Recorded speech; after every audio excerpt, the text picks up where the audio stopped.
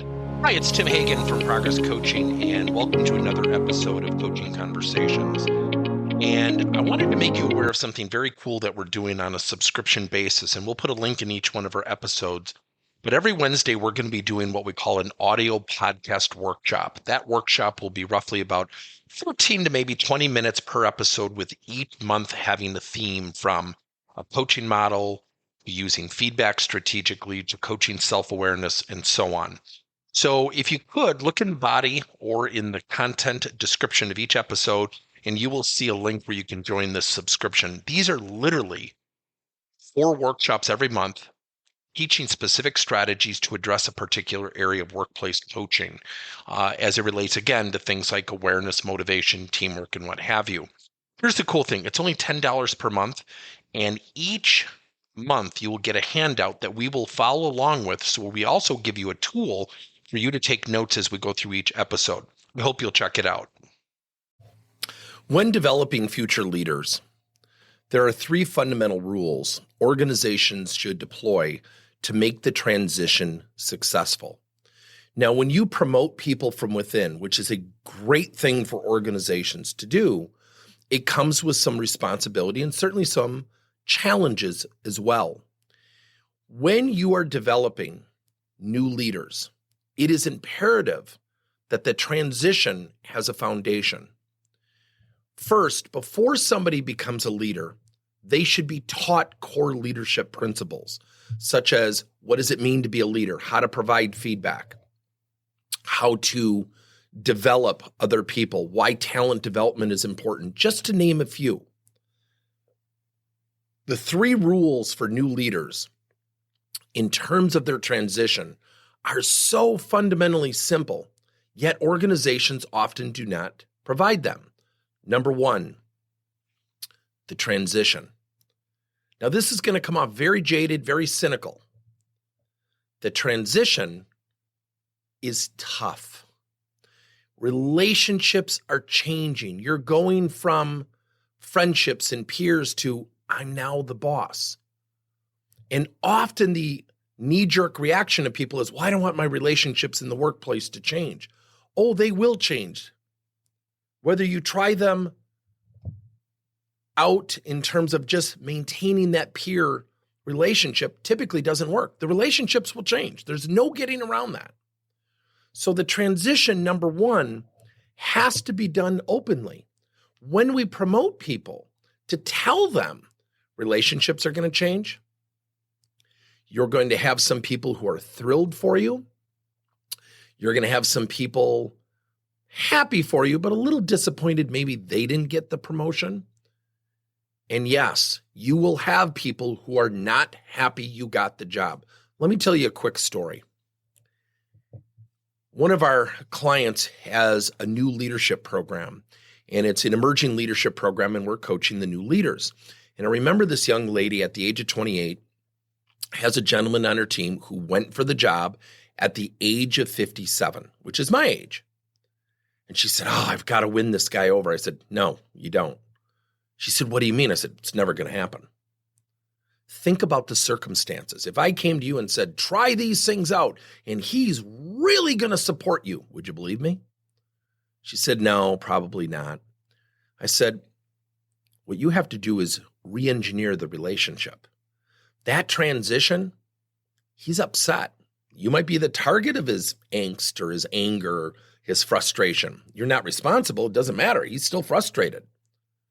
So if he's not showing you support now, you have a job as a leader to do. It isn't to win him over. It's to do your job. Now, we have to educate people on the transition. It's going to be good, and then there are times people are going to try to pull us back a little bit. They don't want us to be that successful. They don't want to be that happy for us.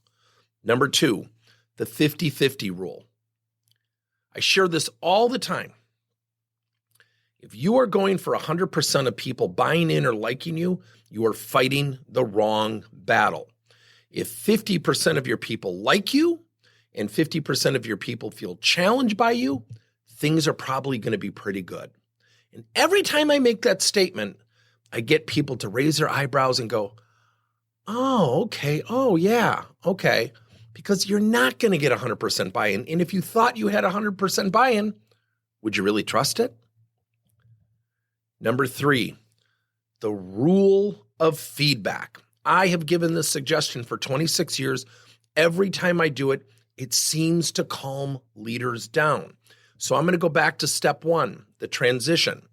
Then I'm going to go to step 2, the 50-50 rule. Here's where the feedback rule is awesome.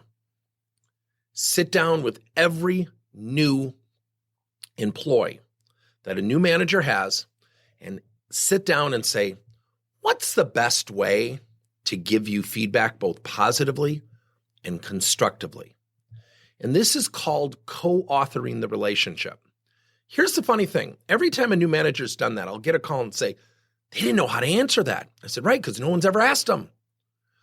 And it's the ultimate sign of respect. And there have been responses such as, well, I would like you to email me beforehand if it's constructive so I can prepare and I don't feel put on the spot. And when a leader does that, what it does is it builds trust. It solidifies, it strengthens the relationship. So the 3 steps of helping a new leader start their careers: 1, be transparent about the transition. Even though they're thrilled with the promotion, it comes with challenges. Number 2, the 50-50 rule. Don't go for 100% buy-in. Don't go for 100% love. If 50% like you and 50% feel challenged by you, you're probably doing pretty well. Number 3, the feedback rule. Ask every one of your team members, what's the best way to give you feedback, both positively and constructively? Now, here's the funny thing.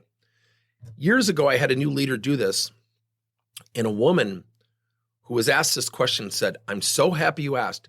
Please do not give me compliments in public. I feel humiliated. And the leader said to me, I was shocked. I said, yet now you know something pretty valuable. So we dug in a little bit deeper and she said, I don't know what it is. I appreciate it. Yet when I get a compliment, I don't feel like I feel comfortable. She said, I feel red. I feel flush. I get horribly uncomfortable. I'm embarrassed to tell you that. That was 2 years ago. Till this day, they still have a great relationship because of that interaction. So there are 3 steps. Be transparent about the transition. Number 2, teach the 50-50 rule. Number 3, teach them how to provide co-authored feedback. Thank you for listening to another episode of Coaching Conversations by Tim Hagen and Progress Coaching. Now, our company is always coming out with new and innovative solutions to help leaders coach their employees. And recently, we just created a new service called Coach to You, where leaders can pick and choose topics and assign 7 to 21-day programs for employees to learn and, more importantly, apply actions and then reflect and share what they're going to do going forward as a result of the learning. It's called Coach to You. We're literally bringing coaching to your employees. If you're intrigued, we'll have a link in each one of our episodes where you can get more information. And again, thank you so much for listening to another episode.